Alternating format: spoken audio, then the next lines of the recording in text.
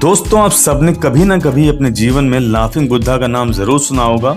या तो इसकी मूर्ति को आपने अपने घर में देखा होगा या किसी रिलेटिव या किसी संबंधी दोस्त यार के घर में देखा होगा। लाफिंग बुद्धा जिसका मतलब होता है हंसता हुआ बुद्धा, और हमें लगता है कि ये गौतम बुद्ध से ही जुड़ा हुआ प्रतीक है, तो ये बात सही है। उसी के बारे में ये वीडियो है। लाफिंग बुद्धा जो खुद में खुशहाली का प्रतीक है, गुड लक का प्रतीक है, और चीन में इसकी मान्यता काफ़ी हद तक है। चीन में जो फेंग शुई है, जैसे कि भारत का वास्तुशास्त्र है, वैसे चीन में फेंग शुई है, उसी से ही इस लाफिंग बुद्धा को जोड़कर देखा जाता है।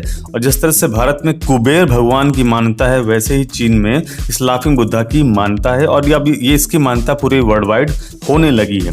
कई बार ये भी कहा जाता है कि लाफिंग बुद्धा की जो मूर्ति है वो हमें खुद नहीं खरीदनी चाहिए, वो हमें अगर गिफ्ट में मिलती है तभी उससे हमारे घर में समृद्धि और खुशहाली आती है। ये अपनी अपनी मान्यता हो सकती है। एक मान्यता और है कि लाफिंग बुद्धा की जो लोकेशन है घर में, वो ऐसी जगह हो जो कि विजिबल हो, एक डिफरेंट डायरेक्शन में हो, ताकि हर एक व्यक्ति की निगाह उस पर पढ़ सके। खैर, ये जिसका अपना जैसा विश्वास है, ये उस हिसाब से चीज़ें आगे बढ़ेंगी। मैं सिर्फ यहाँ पर इस वीडियो में लाफिंग बुद्धा से जुड़े हुए इतिहास के बारे में बात करना चाहता हूँ। तो सबसे पहले आप ये समझ लीजिए कि लाफिंग बुद्धा जो है वो कोई काल्पनिक चरित्र ना होकर एक वास्तविक व्यक्ति था, और उसके बारे में ये कहा जाता है कि ये भगवान बुद्ध के अनुयायी थे, फॉलोअर थे, और ये जापान से आए हुए थे। और लाफिंग बुद्धा का जो असल नाम था वो होतेई था।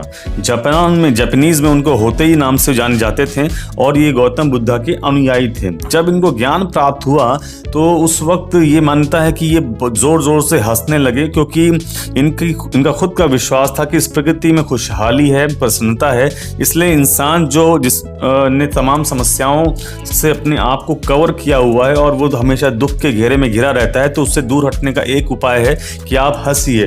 कारण या अकारण किसी भी वजह से आप हंसिए। आप हंसेंगे तो आपके दुख तो दूर होंगे, जो आपको देखेगा वो भी, उसके भी दुख हर लिए जाएंगे। तो इनकी अपनी मान्यता है। धीरे धीरे जापान से ये विचारधारा, ये धारणा चीन की तरफ शिफ्ट हुई, और चीन में इनको बुडाई के नाम से पुकारा जाने लगा। तो चीन में बुडाई और जो इनका जो तौर तरीका था अपने जीवन को जीने का, उसी से इनका नाम लाफिंग बुद्धा पड़ गया। तो ये इनका इतिहास। लाफिंग बुद्धा जो खुद में जब ये किसी संदेश के लिए, उपदेश के लिए जाते थे, तो जो इनका बॉडी स्ट्रक्चर था वो उसी तरह का था। काफ़ी पेट बड़ा हुआ था, आकार जो इनका था वो काफ़ी बड़ा था, और अपनी बातों से और अपने बॉडी स्ट्रक्चर से लोगों को हंसाते थे। और इनके पास हमेशा एक पीछे झोला हुआ करता था। आपने देखा होगा कि लाफिंग बुद्धा किसी एक पोस्चर में या एक स्थिति में नहीं है, उनके अलग अलग पोस्चर्स हैं।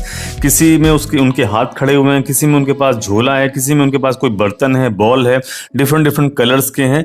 तो इस तरह से कहा जाता है कि जब किसी गांव में या किसी कस्बे शहर में जाते थे, उनके पास एक बड़ा सा झोला हुआ करता था जिसमें तमाम गिफ्ट वगैरह रखे रहते थे, और ये बच्चों को बांटते थे, मतलब खुशहाली बांटते थे। जैसे कि क्रिश्चियनिटी में सेंटा क्लॉज का कॉन्सेप्ट है, इसी तरह लाफिंग बुद्धा खुद भी, जो कि होतेई थे, जिनका असली नाम होतेई था और चाइनीज में इनको बुद्धई कहा गया था, वो खुद में भी इस तरह की चीज़ें कैरी करते थे। तो इस तरह से इनका इतिहास आप देखते हैं कि ये कोई काल्पनिक चरित्र नहीं है, बनावटी चरित्र नहीं है, ये वास्तविक चरित्र थे जो कि होतेई नाम से जाने जाते थे। उम्मीद है ये वीडियो आपको इंटरेस्टिंग लगा होगा। इसके पहले जानकारी मुझे लगता है बहुत कम लोगों की ये हुई होगी, और अगर आपको इससे कुछ फ़ायदा हुआ तो चैनल को लाइक करें और सब्सक्राइब ज़रूर कर लें। इसी तरह की जानकारी लेकर मैं आता रहूँगा। आपका यहाँ तक बने रहने के लिए बहुत बहुत धन्यवाद। जय हिंद।